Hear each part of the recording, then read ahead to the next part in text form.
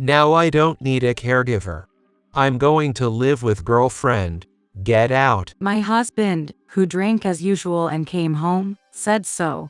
Until now, my husband has forced me to take care of my parents-in-law and neglected my family. I was speechless at the sight of him saying such selfish things. Moreover, I was kicked out of the house by force. I took my son's hand and was stunned about what to do from now on.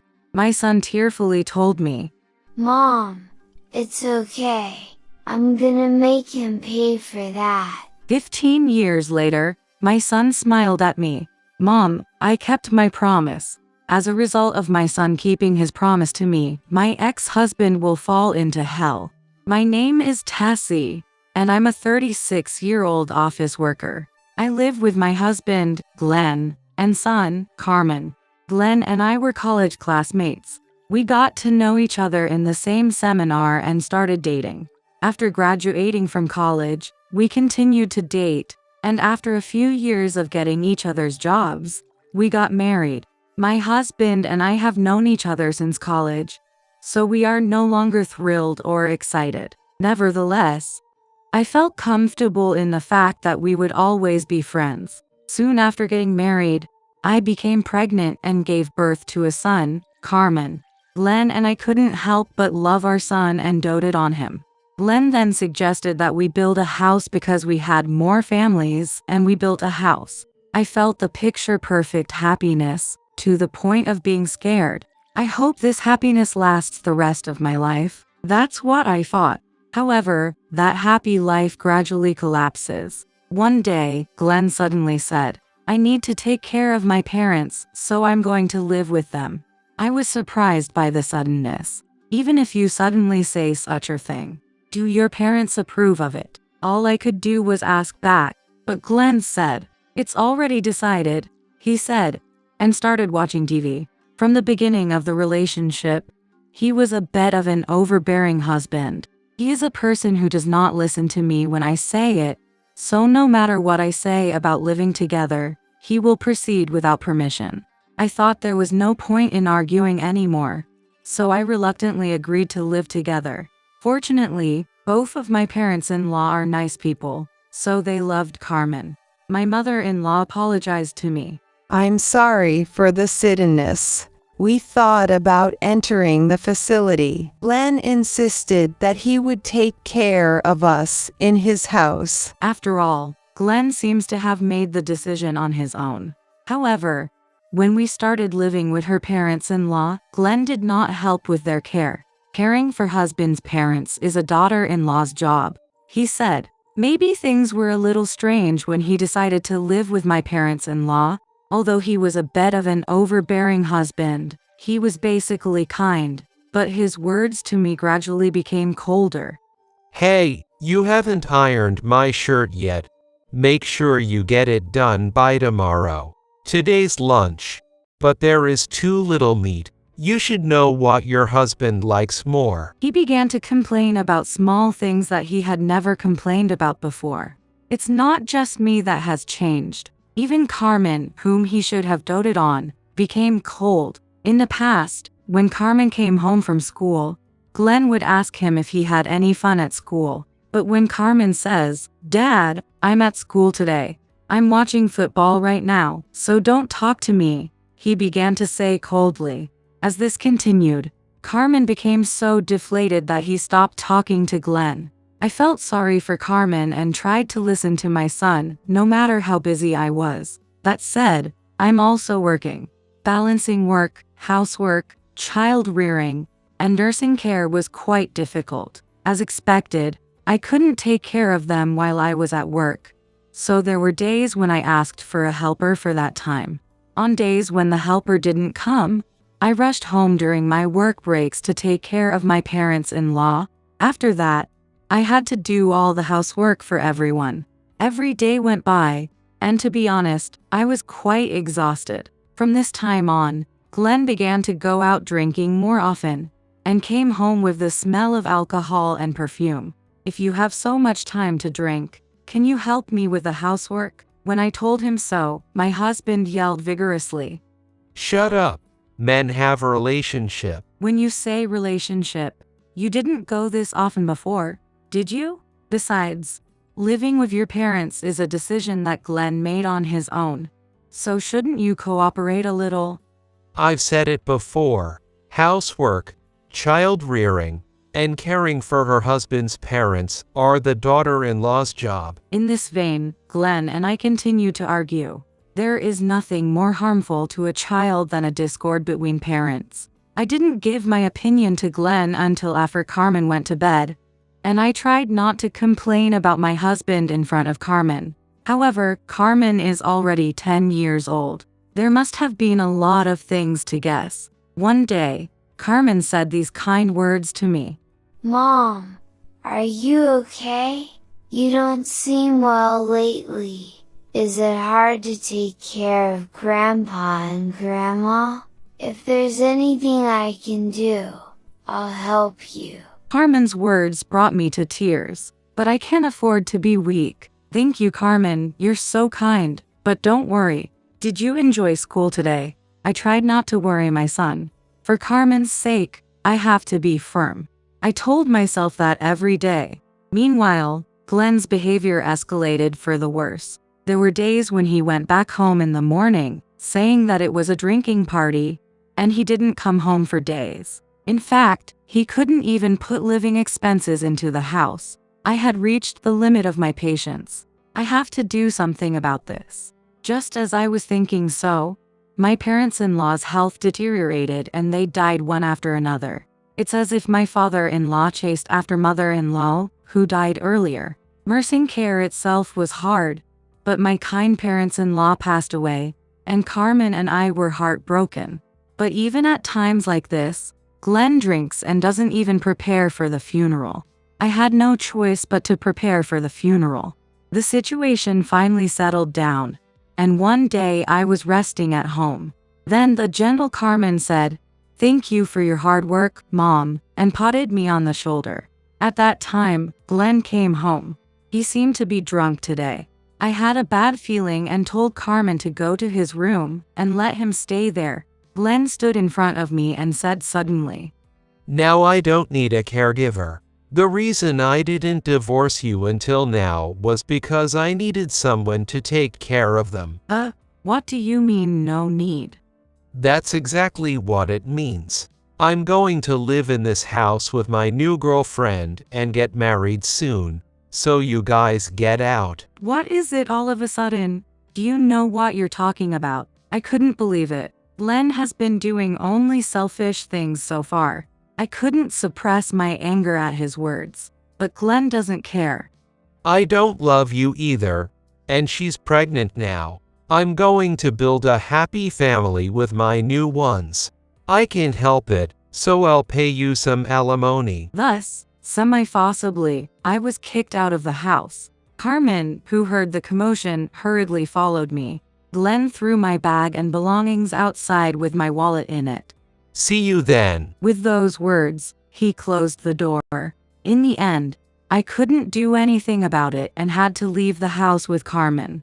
As I held my son's hand, I was at a loss as to what to do next. I have a job, and my parents live far away, so I can't rely on them.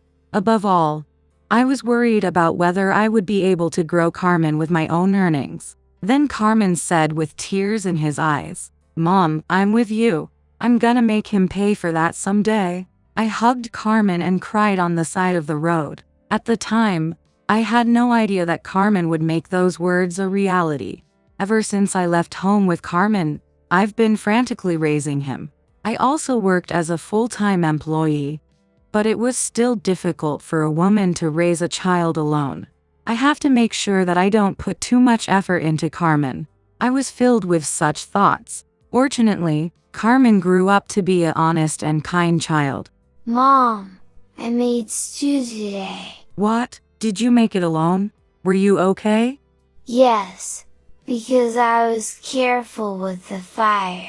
Thank you, Carmen. My son cared about me when I was busy and took the initiative to help me with the housework. Carmen, you're going to be busy studying, so you don't have to overdo it, okay? I'm okay. I've been listening to my school lessons and doing some of my homework during my lunch break. In this way, Carmen and I spent our days helping and cooperating with each other. Time flies, and Carmen successfully entered college, graduated, and entered the workforce.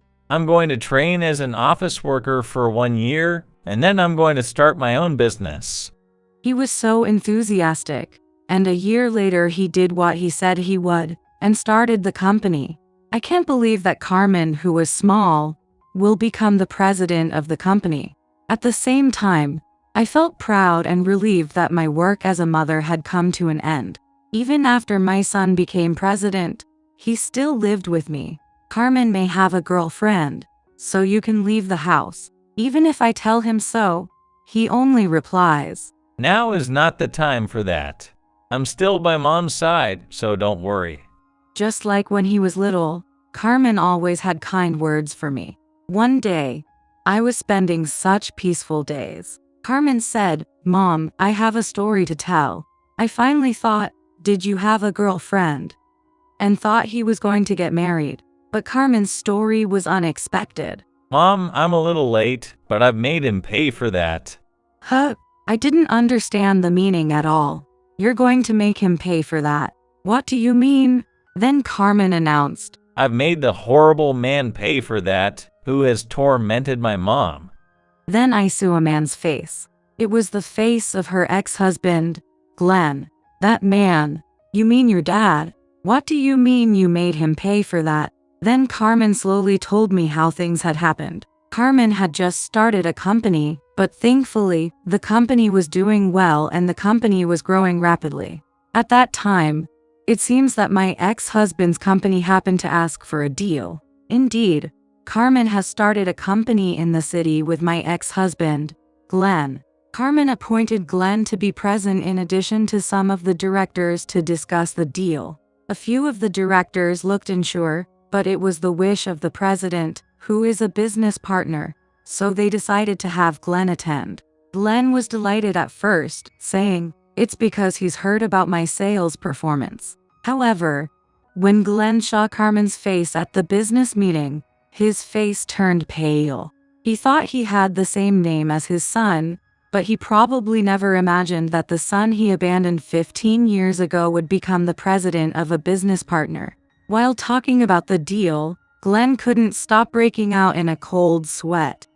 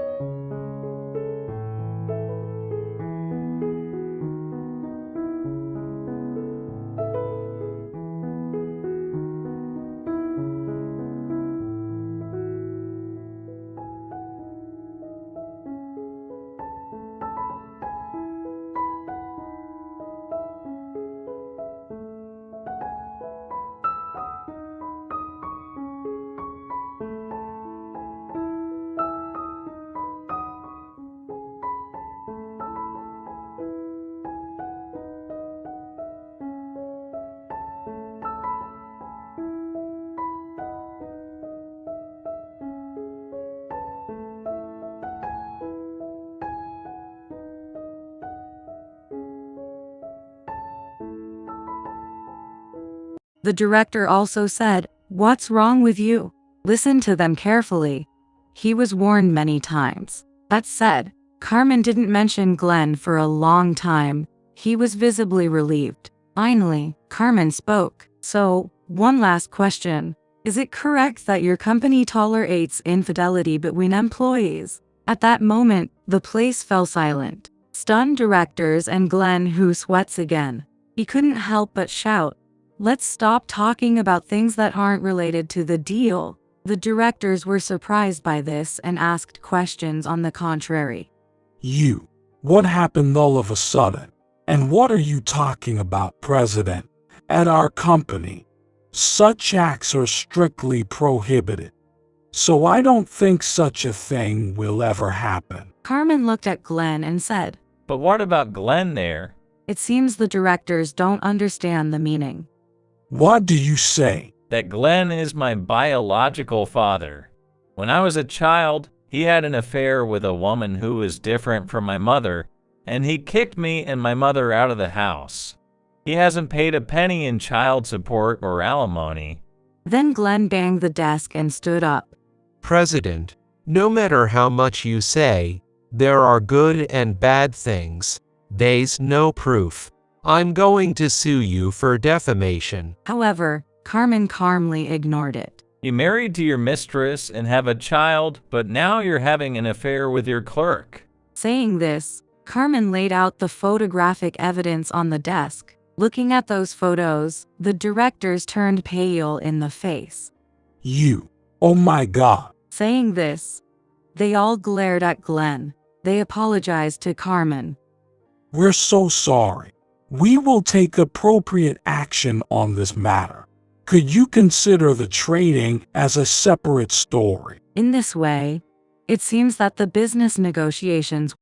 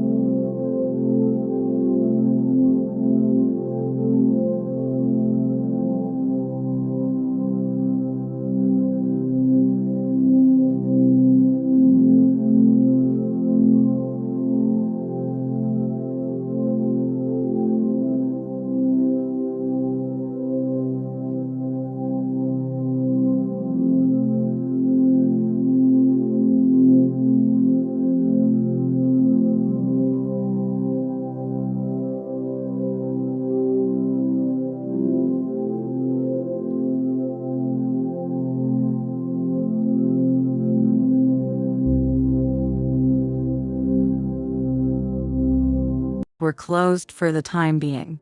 Glenn was dragged away by the directors. At that time, he said, "Carmen, do you think it's okay to do this?" It seems that he was screaming until the end. When I heard the story from my son, I was in a state of distraction. I didn't think it was going to be like that.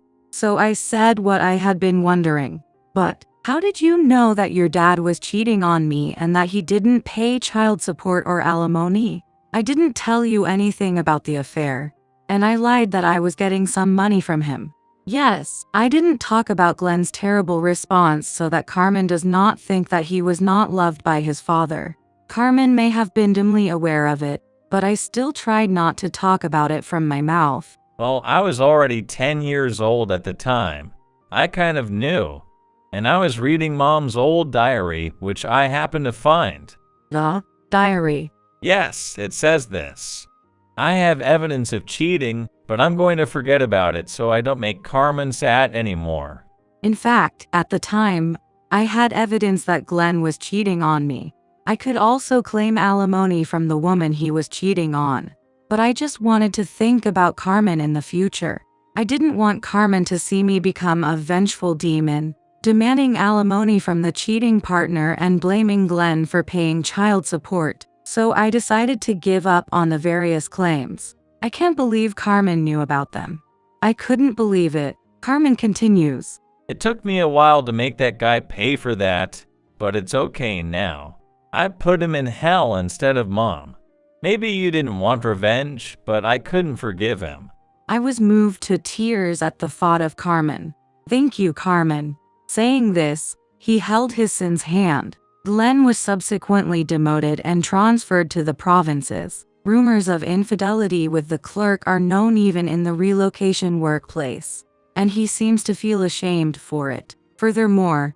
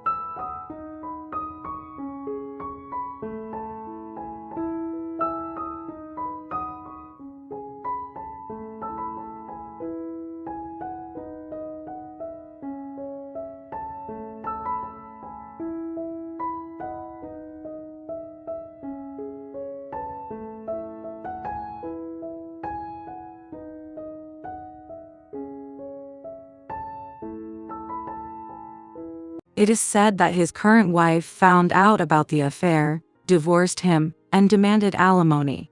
Now in an unfamiliar place, he is lonely and working to pay alimony. It seems that the clerk who is having an affair is also not serious about him, and quickly resigned and disappeared. On the other hand, Carmen and I have been living peacefully together since then. After hearing about Glenn's downfall, the topic of him never came up between me and Carmen. I'm going to forget about that guy and enjoy my days with Carmen again.